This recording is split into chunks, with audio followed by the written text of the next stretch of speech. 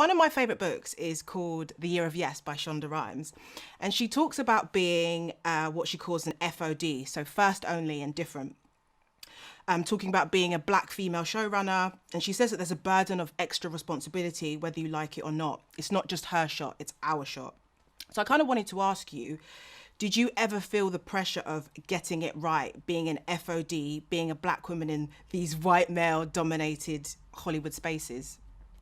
Well, I hadn't thought of any of that until much later. I was just trying to work. Right. I was just Sure. trying to work. I hadn't seen it from that perspective because I felt like, okay, you gave me the job. So what more do you want me to do? Because I can ask people to hire lots of people, but there's nothing I can do if they say we don't want to. Right. I can step out of the gig, but I didn't because I wanted to work. So I Right. worked and worked. And, when I had the opportunity to say, I would like to see XYZ happen, it happened here and there, but it didn't take hold. Right. I think that happened to a lot of us. Right. So we would like to see this and this and this and this. And it happened on this movie slightly, and it happened on this movie slightly, and it happened here slightly, but nothing happened hugely Right. as things are starting to happen now. And yeah, it's taken some time, but I'm glad to see it's happening. Yeah. Whether it's grips behind the camera, female grips, black female grips, Asian female grip. It doesn't matter. It's just great to see these women there, and it gives you one more belief that the harder you push for this, Yeah. the more it will become truth. Do you think? But in the beginning, I wasn't thinking that way. Do you think that way now? Well, yeah, I think experience teaches you, because you think when you say, listen, I would like you to hire like 7 more people to come, just somebody, you think you're working on something, you think, well, I've educated them and they will do this on the next film. No, it doesn't work that way. Doesn't work that way. So you learn all of these things and you learn how to keep pushing for what you want in the ways that work in the experience you're in. So where you have a lot of clout, you can get a lot done. But where you don't have very much clout, you can't hardly get anything done. But that doesn't mean you're not trying. Right. I want to briefly touch on Spike Lee, because I know many years ago he spoke about wanting you to do more for the culture. I mean, how did that make you feel? Well, it pissed me off.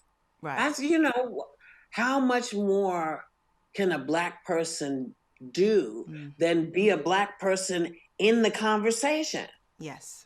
What are you doing? You're making your moves. You haven't hired me. Leave me alone. And, we laugh about it now, where we came to peace. And it was like, dude, what was wrong with you? He said, yeah, well, I was just trying to be provocative. I said, well, you were. You were. He said, yeah, you start calling me names, Whoopi, you're honest, you're vivacious, you're a funny person, but you also happen to be a dark-skinned black woman with quirky style and locks. We all know hair as a black woman is political. Sometimes how your hair is will determine how you be treated. Did you ever feel that the establishment didn't quite know what to do with you sometimes? Well, I was lucky. I had a brilliant hairdresser. Right. And people would say, well, what are we going to do with your hair? I said, well, it does part call for a wig?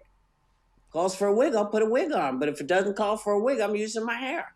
Why would I want to change it? Right. And, people were like, oh, okay. In past years, I know that for American women of color in the armed forces, for years, they've been trying to get the armed forces to recognize that their hair is fine. It's fine. It's clean. People have all kinds of ideas about what's going on in your hair.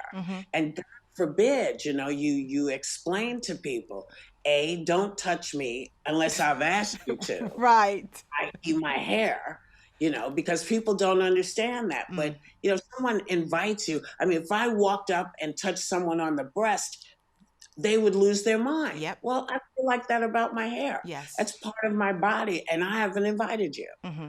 So it took a very long time for people to understand that more and more women of color were going to look like me. Yeah. Years ago, I was a hairdresser, many, many moons ago. And I learned how to do everybody's hair. When I got to Hollywood, most of the hairdressers did not know how to do black hair, didn't understand it. And you see it in some of the older movies where nobody was in there helping that person out, because it's like, wait, what are you doing? What's happening here? So it's been a conversation that has grown. Why is our hair different? What is it about our hair that freaks you out? Yeah. Why do you insist on touching it? Can't you shake my hand instead? Yeah, for sure. Yeah. It's like we're not a dog. Yeah. Put it bluntly. Do I look like Fido? I bit your hand. Now you're mad. You want to avoid those things. Put your hand out, not up on my hair. I love it. And do you know what? I think you just being unapologetically yourself is radical in itself. I think the fact that you are like, this is me, essentially, take it or leave it. And I think that's really refreshing to have seen. Now it's refreshing. Yeah. Earlier on, it wasn't as refreshing as one might think. Because, my mom taught me early, if I was okay being on my own and maybe not having a lot of folks around me, I could be unapologetic. You know what I'm saying? Yes. But if you need to fit in and there's nothing wrong with that, then you go with the flow of the group. And then you don't, you change. You're more like the rest of the folks. And I've always just been this, and I've always enjoyed that which makes me comfortable. I've tried to be good, though. Yeah? Yes, of course. Do you think there are a lack of opportunities for people of colour, specifically women of colour, in Britain? Well, I've only worked in Britain. Do you know what I mean? Yeah. I haven't spent enough time living in Britain. Yeah. But, I can't imagine that there's a line of delineations of boneheads. There are boneheads everywhere. I want to say the other word, but I don't want to get you in trouble. So I would imagine that we're all having the same issues around the world. Yes. But it is how people perceive you and how they were taught to perceive you. In the U.S., we talk about the fight about going to the bank and getting a loan, how hard it is.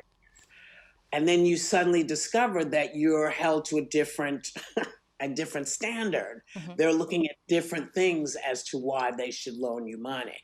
We then find out that this comes from the fact that when we were chattel, people didn't consider us as people who were going to get loans and build houses because, you weren't allowed to do that. So a lot of stuff happening is because of many other rules that happened before. Now, I can't imagine that doesn't have some place in Britain as well.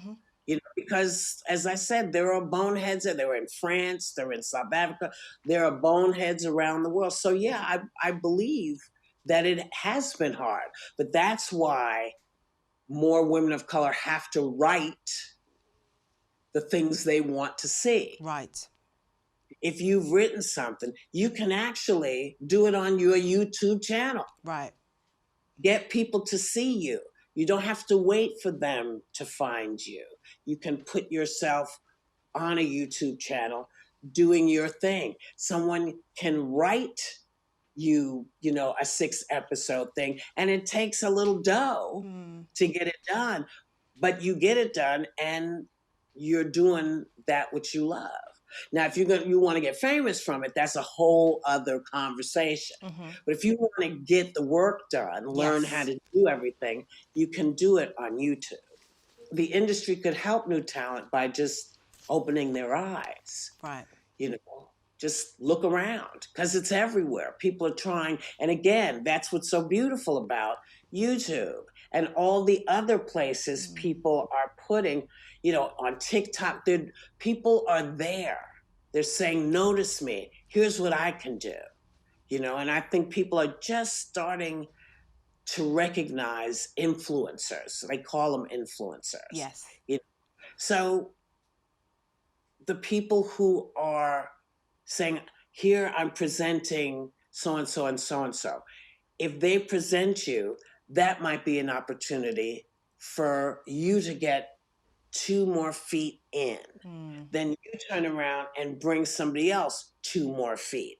And then they turn around and bring some. So we're bringing each other up and forward. Periodically, I listen to Lenny Henry's broadcasts of various things. I go to sleep listening to his voice. Wow, really? Lenny Henry? That's incredible. Oh, yeah. There's something so real about him as a performer. Yeah. Regardless of what the part is, there's something great about him that I love, you know. So there you go.